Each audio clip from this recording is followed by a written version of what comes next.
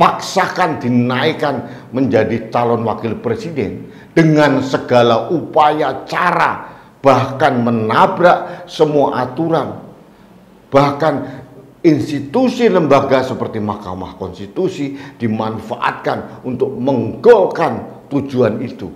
Apakah kita bisa terima? Ini bukan masalah saya mempunyai hard feeling dengan Mas Gibran, Kaisang, atau Bobi, atau Pak Jokowi. Tidak. Saya adalah pendukung Pak Jokowi sampai sekarang. Saya pun tidak ada rasa benci kepada putra dan menantu presiden, tidak ada sama sekali.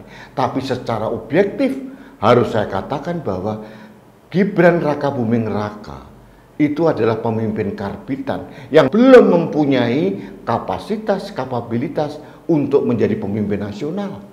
Dia harus berproses membuktikan kepada Indonesia bahwa dia berproses dari awal. Seharusnya menurut saya dia terus mengabdi sebagai wali kota Solo. Bahkan kalau perlu dia akan berlaga kembali menjadi calon wali kota Solo meskipun bapaknya tidak lagi menjadi presiden. Kalau dia terpilih itu baru oke, baru hebat.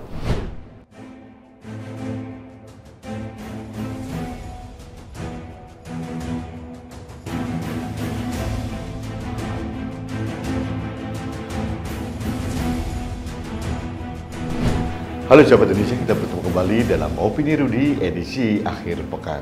Sahabat Indonesia, Indonesia sudah ada rekam jejak para pemimpin-pemimpin nasional. Mulai Soekarno, Hatta, dan tokoh-tokoh pemuda hingga saat ini dipimpin oleh Presiden Jokowi. Semuanya lahir dari perjuangan. Presiden kita sudah 7, mulai Bung Karno, Pak Harto, kemudian B.J. Habibie, Ibu Megawati Soekarno Putri, Pak SBY, kemudian Pak Jokowi, dan Abdurrahman Wahid tentu saja. Itu adalah pemimpin-pemimpin yang lahir dari proses yang panjang, tempaan yang luar biasa dari bawah, dan akhirnya mereka mempunyai kapasitas dan kapabilitas untuk menjadi pemimpin nasional.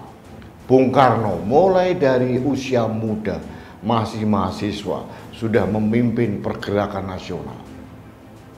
Dari awal, sebelum umur 30, sudah terbiasa bergerak melawan penjajahan. Sampai akhirnya umur 44 tahun beliau menjadi Presiden Republik Indonesia. Bukan mudanya, tapi beliau sudah terproses dari bawah dan menempa dirinya di kawah Candra di muka perjuangan bangsa. Akhirnya lahirlah sosok Bung Karno yang mempunyai wawasan yang sangat-sangat visioner sebagai bapak bangsa kita. Pun pula Tan Malaka, Sultan Syahrir, Bung Hatta, dan tokoh-tokoh pemuda yang lain. Kalau kita bicara Presiden Soeharto sekalipun, ini adalah tokoh yang lahir dari perjuangan panjang dari seseorang yang merangkak dari bawah. Lepas daripada kontroversinya, tapi Soeharto berproses menempa dirinya menjadi pemimpin yang luar biasa handal. Habibie sama, perjuangan dari muda, berangkat ke Jerman kuliah dengan segala duka citanya, akhirnya menjadi seorang teknokrat dan diakui dunia, dan akhirnya berproses menjadi menteri dan akhirnya bisa menjadi Presiden Republik Indonesia. Abdurrahman Wahid, lepas bahwa beliau adalah anak dari Wahid Hasyim dan cucu dari Hasyim Asy'ari, tapi kualitas seorang Abdurrahman Wahid itu tertempa dari bawah. Belajar dan belajar, berproses dan berproses, sehingga menurut saya Abdurrahman Wahid adalah sosok guru bangsa yang pernah kita punya. Ibu Megawati Soekarno Putri. Meskipun ada privilege beliau adalah anak dari Bung Karno, tapi perjuangan panjang seorang Megawati itu luar biasa. Mulai usia muda tertempa, terzolimi di zaman Orde Baru selama 32 tahun, kemudian merangkak dari bawah memimpin partai terbesar di Indonesia. Beliau pernah menjadi Presiden Republik Indonesia. Susilo Bambang Yudhoyono juga sama, merangkak meniti karirnya dari bawah. Dia bukan anak jenderal, anak menteri, atau anak siapapun, tapi merangkak dari bawah meniti karir militer sehingga menjadi salah satu pemikir ABRI waktu itu, dan menurut saya memang layak beliau menjadi pemimpin nasional. Dan terakhir, Presiden Jokowi. Mulai sebelum menjadi wali kota, menjadi pengusaha dengan segala keurutannya, kemudian menjadi wali kota Solo dengan segala perjuangannya yang luar biasa, akhirnya sukses, dan periode kedua bisa dipilih lebih dari 90% masyarakat Solo. Itu luar biasa. Dan akhirnya ditarik ke Jakarta menjadi gubernur melawan incumbent, menang, menjadi calon presiden tahun 2014-2019, menang luar biasa, sukses. Dan harus kita akui, seorang Joko Widodo mempunyai kapasitas dan kapabilitas orang yang mumpuni, dan dia berproses panjang untuk menempa dirinya dengan berbagai perjuangan-perjuangan kehidupan yang luar biasa. Nah, kenapa saya sebutkan hal ini? Karena saya melihat ada indikasi pemimpin-pemimpin karbistan mulai dimunculkan. Salah satunya saya sebut saja Gibran Rakabuming Raka. Harus kita akui, dia berhasil menjadi wali kota Solo. Itu tidak lepas dari bahwa dia mempunyai privilege anak dari Presiden Jokowi, dan dimunculkan, di-endorse oleh partai PDI Perjuangan.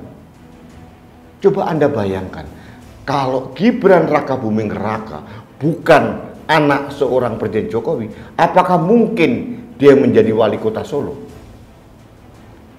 Seorang Bobi Nasution yang tidak mempunyai pengalaman rekam jejak di partai maupun di pergerakan maupun aktivitas sosial, apakah mungkin menjadi wali kota Medan kalau dia bukan menantu Presiden Jokowi? Kaisang Pangarep sekarang menjadi ketua umum PSI. Anda jujur, apakah mungkin seorang Kaisang Pangarep menjadi ketua umum Partai Solidaritas Indonesia kalau dia bukan anak Presiden Jokowi? Ketiga orang ini mendapatkan privilege yang luar biasa. Kalau Kaisang sudahlah, itu partai, bisa saja itu terjadi. Meskipun saya yakin bahwa kehadiran Kaisang menjadi ketua PSI itu juga arahan dan by design dari Presiden Jokowi. Pasti. Karena kita tahu selama ini memang PSI adalah partai yang sangat manut, tunduk terhadap semua arahan Presiden Jokowi. Bisa dikatakan PSI ini adalah partai binaan dari Presiden Jokowi.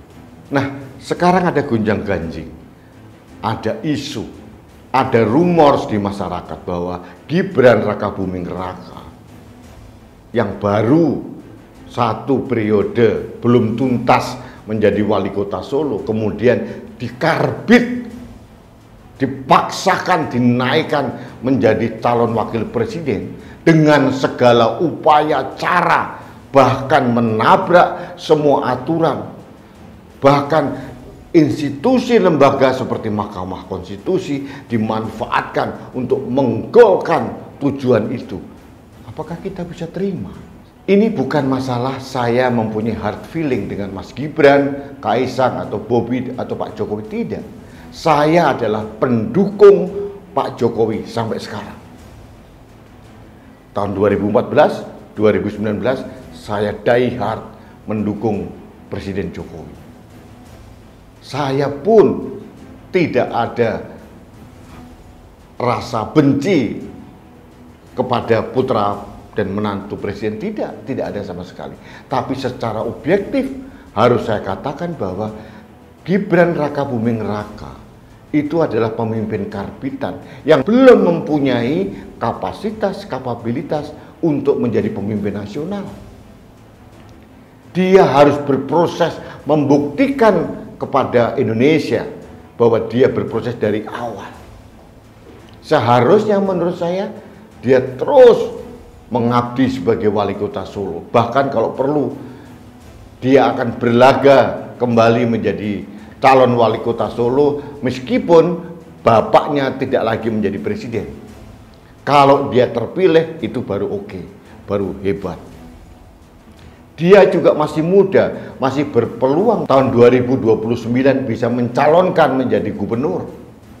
Entah Jawa Tengah, entah manapun. Tapi kan ada pengalaman sebagai wali kota 2 periode.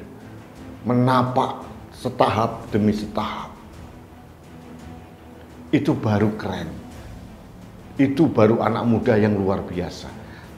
Kalaupun itu terjadi, nanti tahun 2034 pada saat ada pemilihan presiden, usia Gibran Rakabuming Raka masih di bawah 50 tahun. Artinya kalau dia tertempa dari bawah, teruji, dia bisa kita dukung menjadi pemimpin nasional.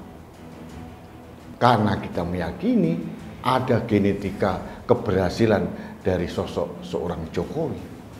Tapi kalau sekarang dipaksakan, bagi saya tidak masuk akal. Ini benar-benar pemimpin karbitan dan Indonesia menolak pemimpin-pemimpin karbitan. Kita membutuhkan pemimpin yang tertempa, berproses dari bawah. Kita tidak mau dipimpin oleh orang-orang yang hanya menjadi boneka kecil dari ayahnya. Jadi ini sebetulnya kegundahan saya sebagai pendukung Pak Jokowi. Bahwa suara-suara ingin mendorong Gibran menjadi calon wakil presiden, menurut saya sangat-sangat gegabah dan terlalu mencolok. Akhirnya suara-suara di masyarakat bahwa Presiden Jokowi sedang membangun dinasti politik ini terkonfirmasi dengan usaha dan aksi beberapa orang, beberapa kelompok yang mendorong Gibran ke arah sana. Presiden Jokowi tidak bisa mengatakan bahwa saya tidak tahu menau, itu sudah dewasa bisa memilih sendiri. Tidak mungkin. Pasti semua dengan blessing, pasti semua dengan arahan Presiden Jokowi. Jokowi bisa menolak kalau putranya didorong untuk menjadi calon wakil presiden hanya semata-mata dia anak presiden. Karena Presiden Jokowi harus mengakui putranya belum tertempa, belum teruji menjadi seorang pemimpin yang handal, yang bisa diharapkan bisa menyelesaikan masalah-masalah Indonesia. Apakah mungkin seorang Gibran sengaja didorong dan itu menjadi wayang atau menjadi pion yang dikendalikan oleh ayahnya? Kan tidak mungkin seperti itu. Apakah mungkin Presiden Jokowi akan di-framing, di-branding oleh publik Indonesia bahwa dia akan menyetir pemimpin nasional, menyetir presiden, menyetir wakil presiden? Apakah mau Presiden Jokowi dicap dengan stigma seperti itu? Saya tidak yakin. Tapi suara-suara itu muncul di permukaan. Penolakan-penolakan itu masif terjadi di masyarakat. Dan semua bersepakat dengan saya bahwa masyarakat Indonesia menolak pemimpin karbitan. Pemimpin yang penuh dengan keistimewaan, privilege karena mendapatkan diskresi, kemudahan, fasilitas yang berlebihan karena dia anak seorang presiden. Jadi sekali lagi, ini sikap saya. Dan saya mempunyai keyakinan sikap saya ini adalah mewakili sikap sebagian besar rakyat Indonesia bahwa kita menolak pemimpin karabitan, kita menolak Indonesia ini dipimpin oleh dinasti keluarga. Karena apa? Indonesia ini negara kesatuan Republik Indonesia, bukan kerajaan, bukan dipimpin oleh raja yang dengan mudah bahwa turunannya bisa memimpin dengan serta-merta. Ada proses demokrasi yang harusnya dibangun, dikondisikan. Sahabat Indonesia, ini sebetulnya sikap yang harus saya sampaikan ke ruang publik, karena pada dasarnya saya sangat menyayangi Presiden Jokowi dan keluarganya. Jangan sampai keluarga Presiden Jokowi terjebak dalam stigma yang sangat negatif di masyarakat Indonesia.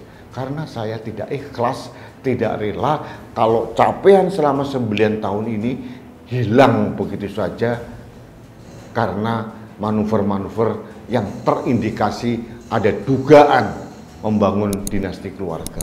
Itu saja yang ingin saya sampaikan pada kesempatan kali ini. Terima kasih sahabat Indonesia, selamat berakhir pekan. Kita bertemu kembali dalam Opini Rudy selanjutnya. Salam satu Indonesia, salam Pancasila, salam Indonesia maju.